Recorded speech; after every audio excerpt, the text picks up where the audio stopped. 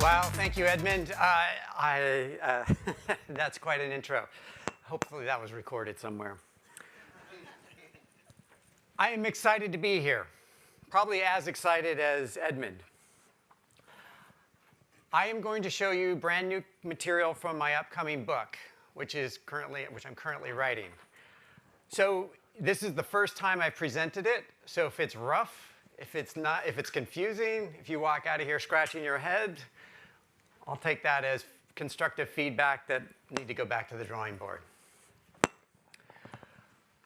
This is my first trip in 2 years out of the house, other than a quick trip to see my mom before Christmas. And so I am making this transition from the virtual world to the physical world. And I came early to New York to take some client meetings this week. And it was weird because I would run into the office to meet people and then come back to my hotel room and get on virtual Zoom calls. And it's this weird transition time between being fully virtual and now in real life. And I feel like procurement is in the same place. We started 25-ish years ago, the profession more or less, doing cost savings.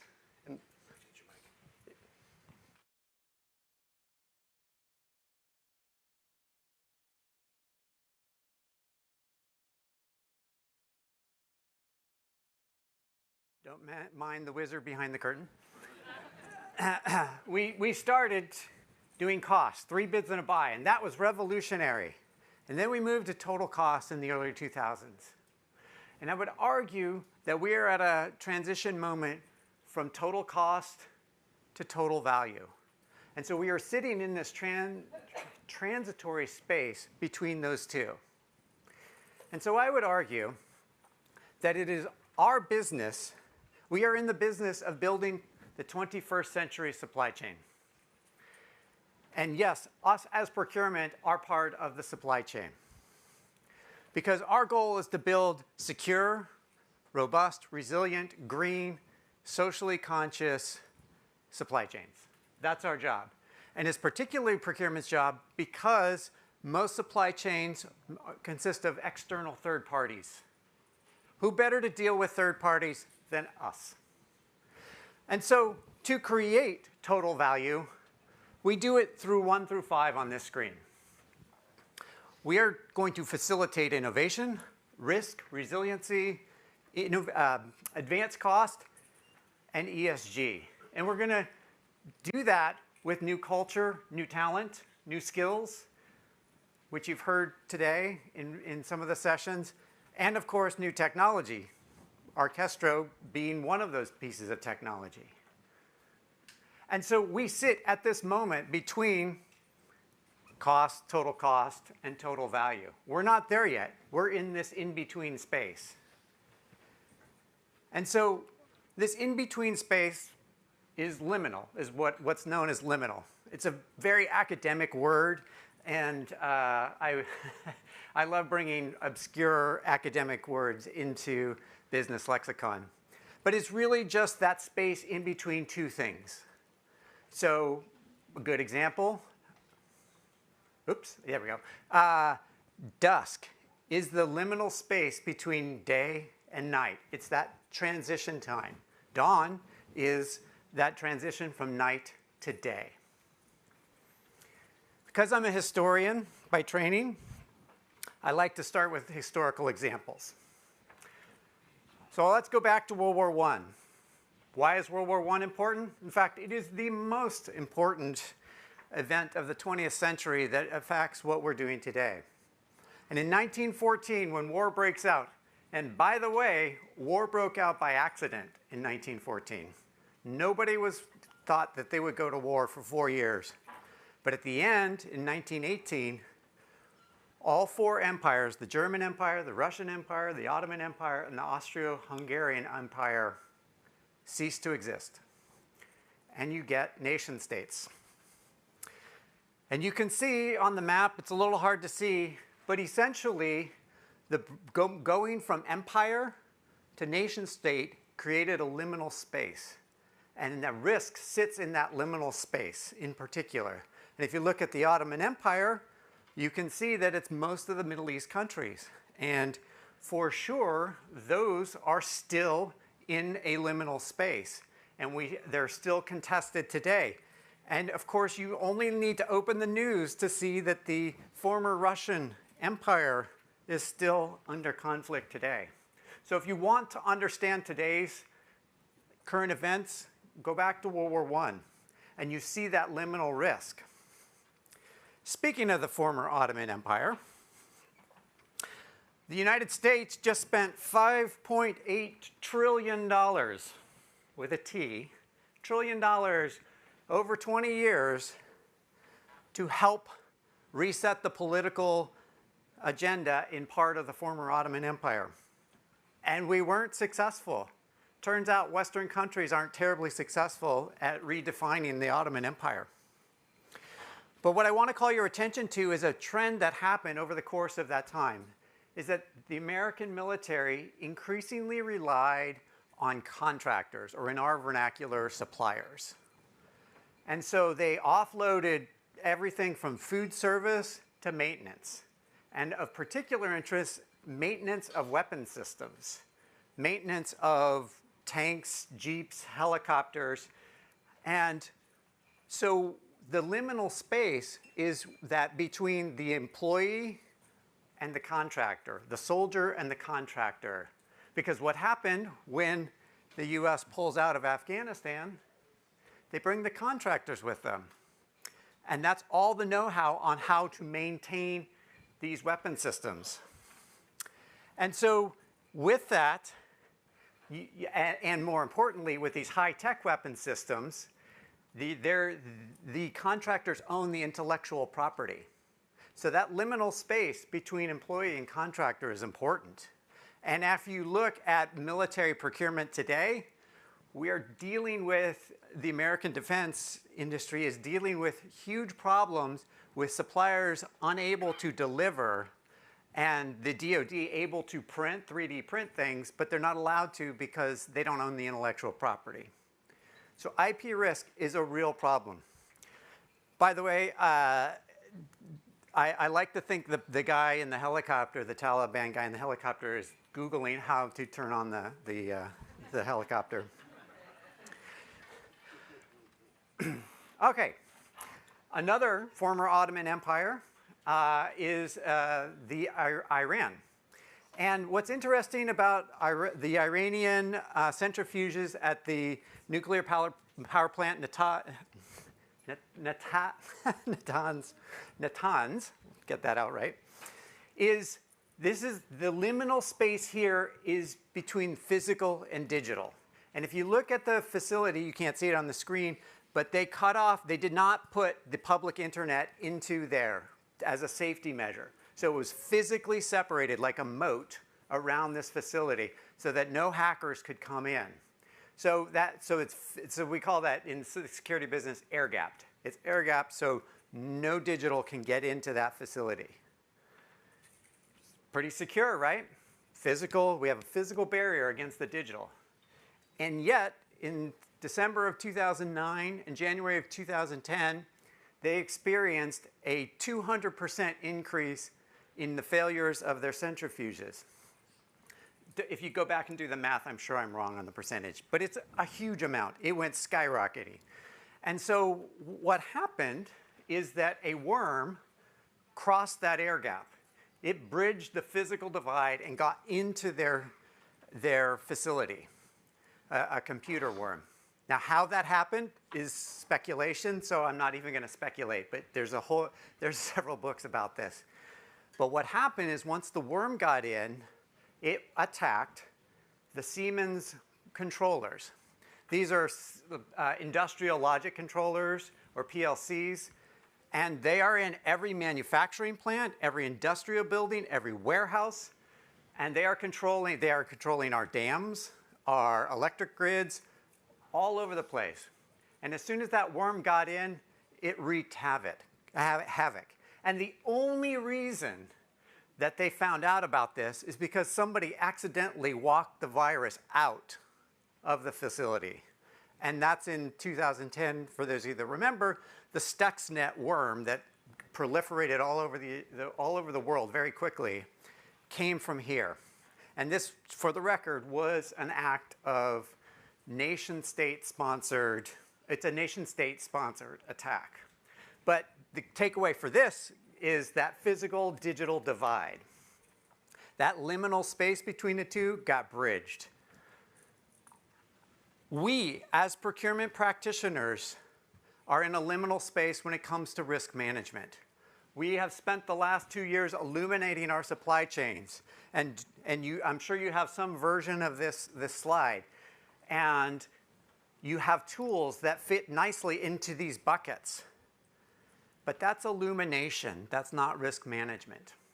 And that's okay. There's nothing wrong with that. You can't do risk management until you do illumination. So please do illumination. But risk doesn't work this way.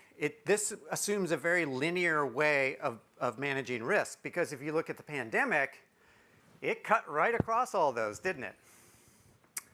And everything from OTIF to all the way down to human rights violations to pricing spikes and whatnot. And then if we flip the page, we see the illegal Russian invasion, and you see completely different risks light up. And so this is the importance, is to look, and that difference is the liminal space. That space between just illuminating and managing is what we have to look at. Because these risks are only getting more complicated. Inflation is another one. We like to look at inflation in terms of our prices are going up. But I could light up another one of these with different impacts from inflation. Oil, another thing that will just light this up across the board. And I don't care what great cyber security tool you have, or onboarding tool you have, or financial tool, that's where you'll run into problems, is looking at it in isolation. So to do risk management, I would like to offer up 3 additional questions to think about to get us from illumination into management. When is risk? That's a question we never ask. We onboard a supplier, we qualify them, we do all the diligence, great. What about as they're operating? What about when they offboard? Just like the Afghanistan example. That's where your risk sits, is operationally and in the offboarding. And who is risk? Another great question. We think of supplier as the core of the risk, and that's important. That's our job. I said it at the beginning. But sometimes suppliers are influenced in ways that do not get picked up. Government will exert control on suppliers, especially in non-Western governments. NGOs will do the same thing. Organized crime will do the same thing. And so we have to take the Western lens out of this and actually look. Because what happens if one of those entities says to your supplier, just dial back production by 10%. I want to see the geopolitical impacts. And they do that across the region. So who is risk is also important. Where is risk? And I don't mean geographically. Yes, that's important. But the greatest threats to your supply chain, to your suppliers, to your supply chain, come from the places that you have the least visibility, much like the previous point. And so if I want to attack your company, I'm going to come through your supply base, because your supply base is relatively insecure, and I'm going to find the weakest point in your supply, in your tiers of suppliers, and I'm just going to piggyback until I get to you. And that's what the SolarWinds hack was. That was a digital hack, but the same idea. It's a supply chain hack. It's got its own name. So understanding where risk is, that's critical. The stuff on the right, or whichever direction you're looking at, I'm not going to go into in great detail, but when we talk about new tools, there are tools like augmented analytics. And by the way, this is not some random term a consultant came up with. It's actually a real thing. And it helps you take that, if you go back to the risk, all the risk dashboards we have, it cuts across, like I was saying in the example of the threat vectors a few slides ago, it cuts across and pulls out information for you, and it helps you make better decisions. Skills, culture, I hate to admit, but I don't want to tell Susan how bad my Excel skills are, but they're pretty dismal. But we need to get these skills, and we need to, and really, there's a whole new set of skills to be digitally enabled. But most importantly is the biases. We struggle to articulate and admit our biases. And we all have them, and as organizations we have them, and the people that serve you have them as well. And so in my example, that startup, everybody was saying how great this startup is. Everybody was saying that this is going to change our business, transform our business. Nobody wanted to be a naysayer. The startup had their own motivation, even though it was probably clear for at least 18 months that they were not going to stay in this business. So we have biases, we need to look for them. And we need to move beyond the four walls, because you can't do risk alone. And what's even worse is nearly every Fortune 500 company spends time illuminating the same suppliers. So you waste all this time and money thinking that you're illuminating something that's new and unique, and somehow we're different. This CPG company is different from that CPG company, and that pharma company is different from that med device company, and that bank is different than that bank.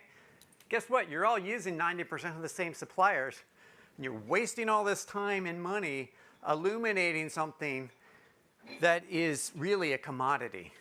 And the reason that's important is because your risk is coming from nation states. It's not coming from your competitors anymore. We've entered a new world. Even Russia right now is suffering from this. One of their arms suppliers in Belarus got hacked, and all of the schematics of the weapons that that supplier produced are all over the internet.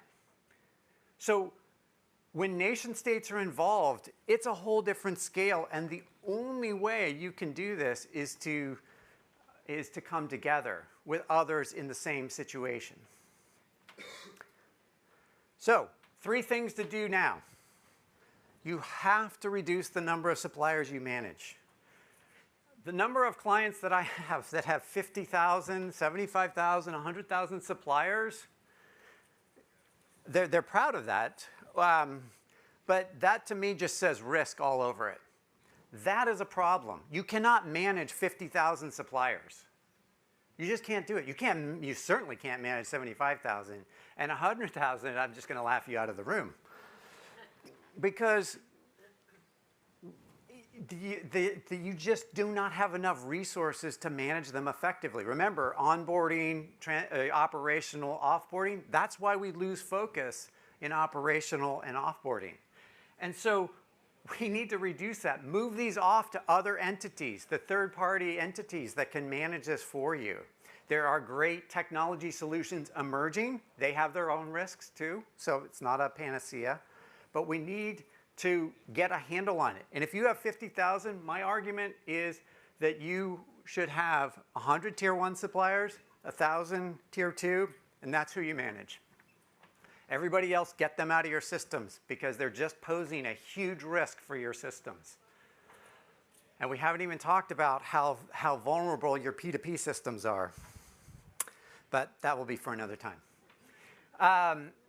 Look for IP risk both in your goods and services. I bet you if we looked at all your contracts, we would find a whole host of IP risk, and in ways that we wouldn't have thought about it.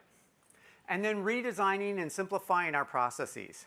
This is critical, because the more complicated the process is, the harder it is to understand, and the harder it is to manage.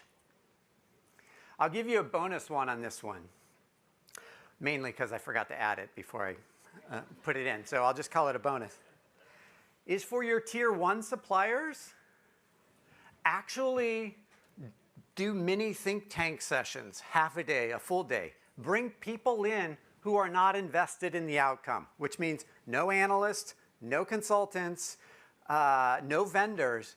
Get people from, who study Russian history or Middle East history or political science. Bring people, economists, bring them in and do these mini think tank sessions to really poke at what could go wrong with these suppliers and really just spend a half a day. I know it sounds crazy. I know everybody has 100 things on their to-do list, but this is what we have to work towards, or else you're going to run into these same types of supply shock or supply chain shocks.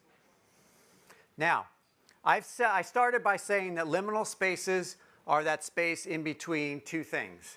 So between contractors and employees, between physical and digital, physical or virtual and in real life. Liminal spaces can be new and emerging spaces as well. And that's where new risk is coming that we're not talking about yet. Because the first new and emerging space is cyberspace. Who owns cyberspace? Is it the companies that lay the pipes between the continents? Which, by the way, are fairly easily hackable. Is it the platform providers? At least the enterprise ones. How many Western enterprises use AWS, Google, or Azure? From a supplier risk point of view, we have concentrated almost the entirety of the Western infrastructure on 3 providers. Maybe that's okay, but it kind of seems like it could be a risk, especially if nation states are involved, because they're the ones attacking those 3. I put Meta on there just because whatever that turns out to be, that will be another new and emerging space, but I'm not really big on it. And the internet organizations. These folks run and define the internet as we know it. They create the new domain names. They create the protocols. You hear all this Web3 nonsense. These organizations are the ones defining the specifications, even down to which emojis get added, which are important. And so, do we know what's going on in these organizations? And will something happen like has happened to the US political system, and they get overtaken? This is political as I'll get today. But the point being is that a lot of this is happening and we take it for granted. And yet, all 3 of these are critical to our business operations, especially in light of the last 2 years. Sadly, the Arctic will be ice-free by 2040.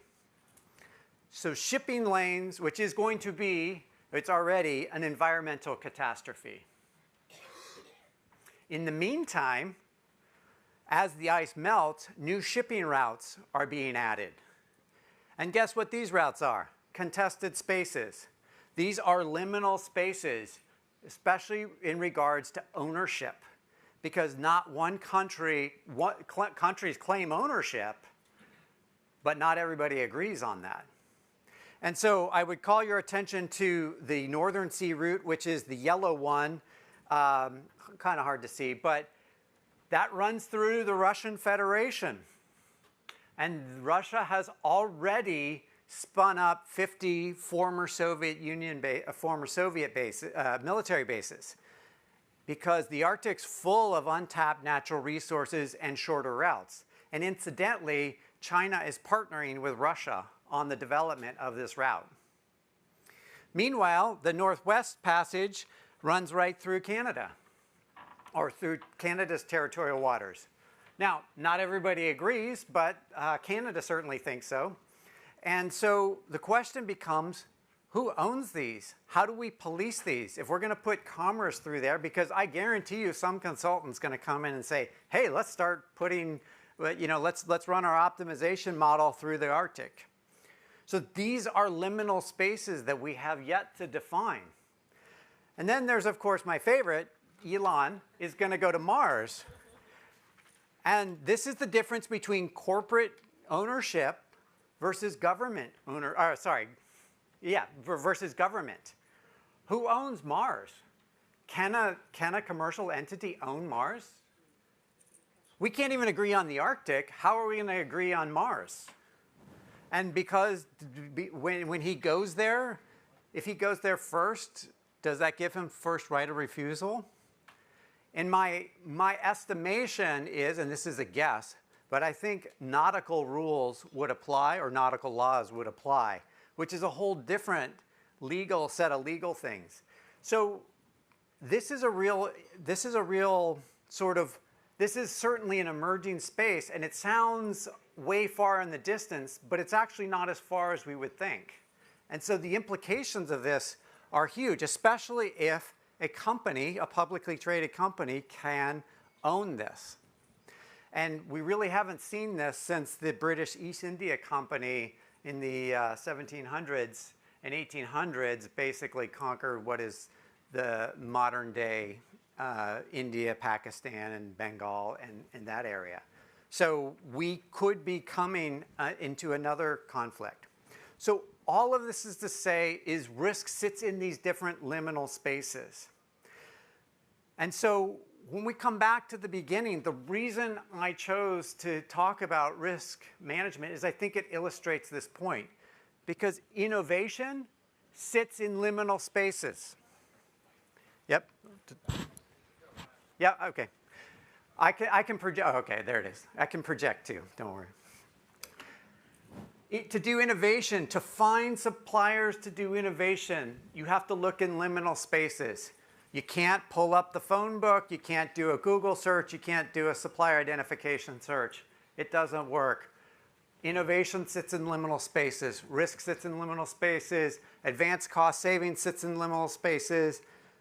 Social responsibility sits in liminal spaces. If you've read my current book, I do a case study on how forced labor happens and human rights violations happens in factories that are outside the view of Western eyes. Sustainability sits in liminal spaces.